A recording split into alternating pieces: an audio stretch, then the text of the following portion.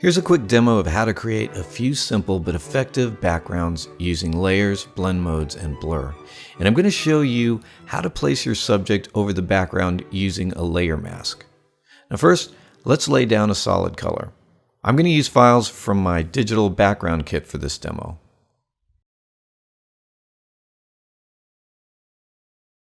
This one looks good.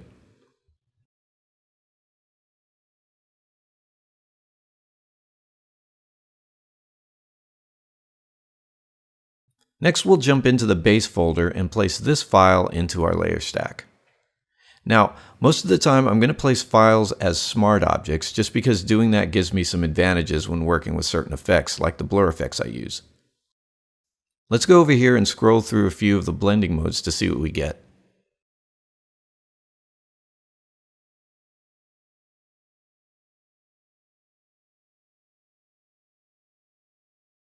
When we find something we like, we'll just go with it.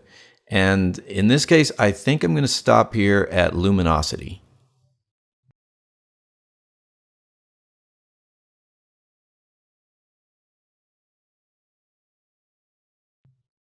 Of course, I want to add some blur to this layer. I start with this setting, and I can always adjust that later if I need to, because this is a smart object layer, which means the blur effect is coming in as a smart filter.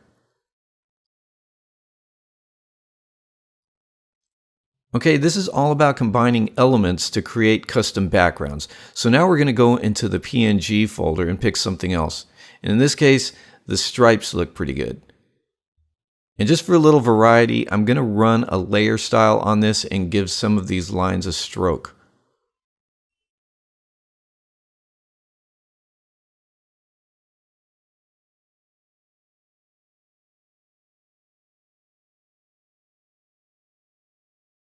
We'll also pick a different color.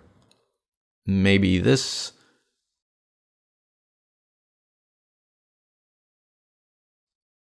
Or red. Okay, let's go with blue for now. We're going to experiment with some blur.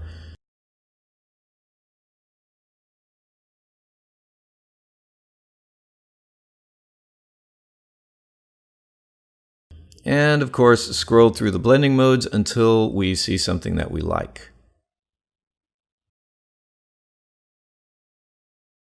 All of these have a pretty cool look, but we're gonna have to settle on something. So let's see if we want to adjust our blur on this layer. Maybe a little.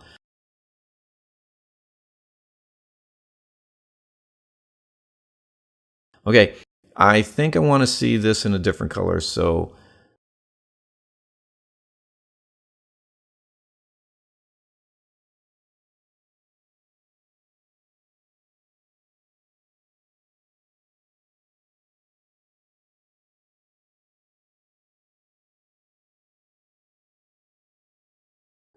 right, and back to our blur.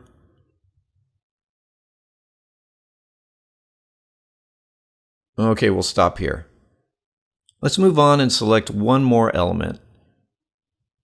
Okay, let's go over to our pre-made backgrounds. Now, these can be used as is, but they can also be mixed into our own custom designs.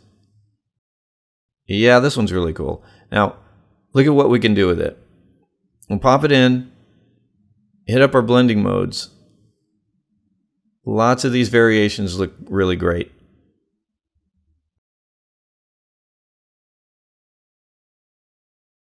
Okay, but let's do this. Stop here on hard light, and then we're going to blur this baby out so we can get this shimmery, glowy effect. Yeah, that's pretty cool.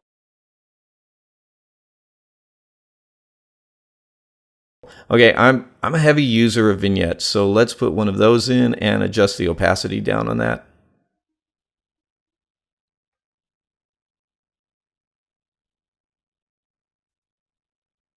Okay, now I want to show what this looks like with a person in front of it.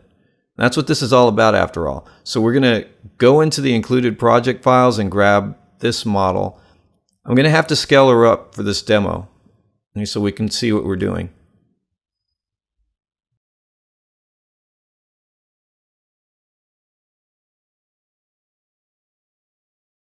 Let's select the area around the model, invert the selection, and go over here and create our mask based on the selection. Now we can refine the mask by right-clicking here, select Refine Mask, and these settings should work just fine. So now we have a nice clean mask. Now if you don't know how to do this, it's pretty easy. Just follow the projects in the ebook that come with the digital background kit. All right, all of this already looks good, but let's see what else we can come up with. For example, we can go back into our stripes layer and try a gradient layer effect on it.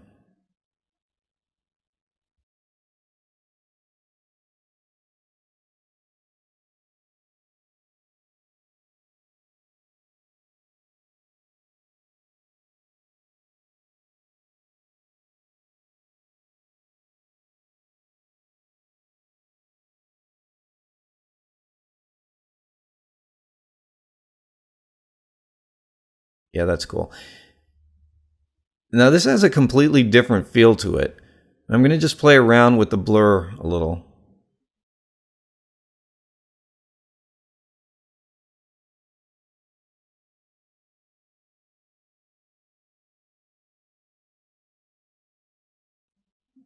I'm always tweaking, always experimenting. When something looks good, I'll keep it for a while and see what else I can do with it.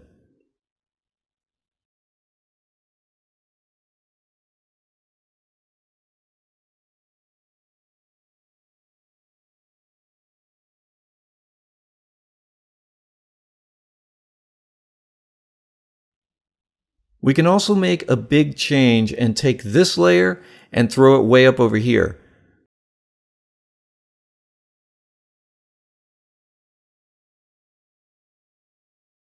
Let's try some blending modes in this configuration.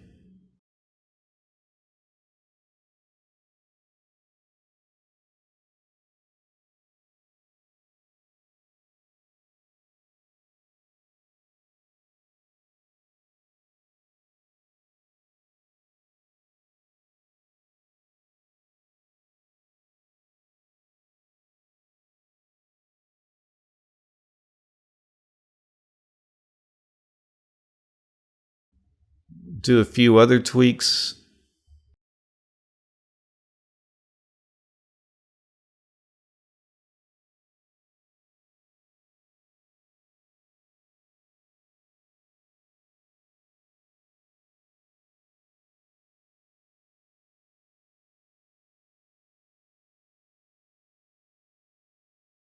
Almost all of these look really good.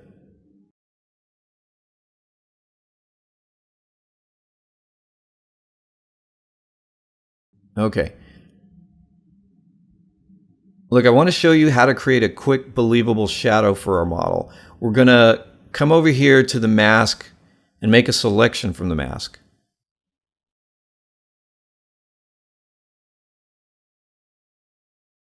See the selection now?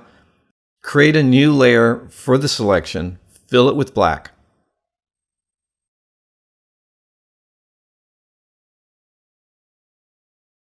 Okay, so that's going to be our shadow.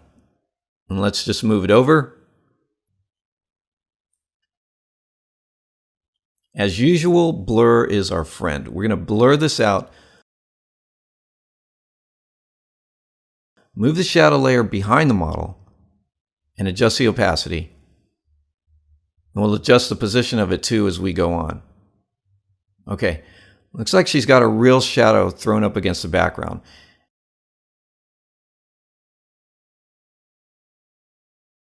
And that was very easy to do. We can put that shadow wherever we want, wherever it looks good.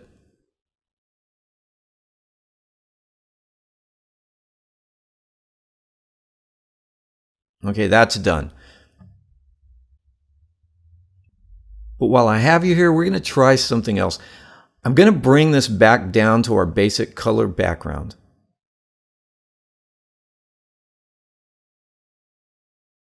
And place another one of our pre-made backgrounds onto the stack.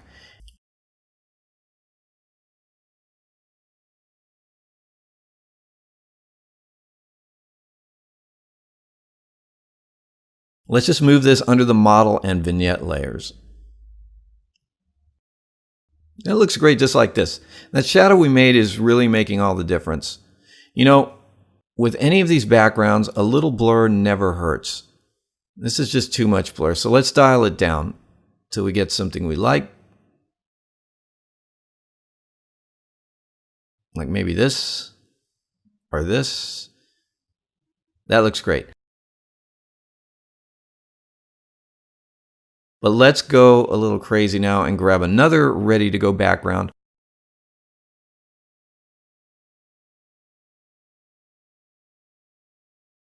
But we're going to make something more out of it. We'll pop the vignette on for this. You see the shadow? It really does make a difference. Okay, back to our new layer. And you read my mind. We're going to scroll through the blend modes.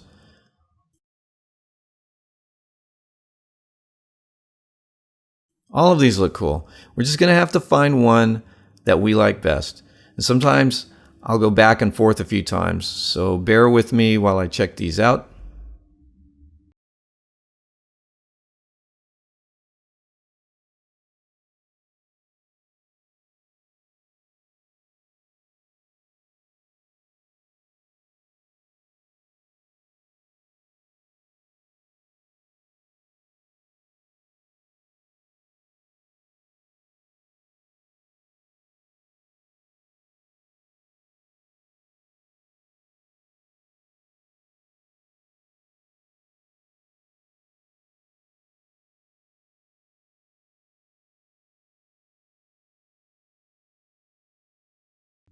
I think I'm going with this one.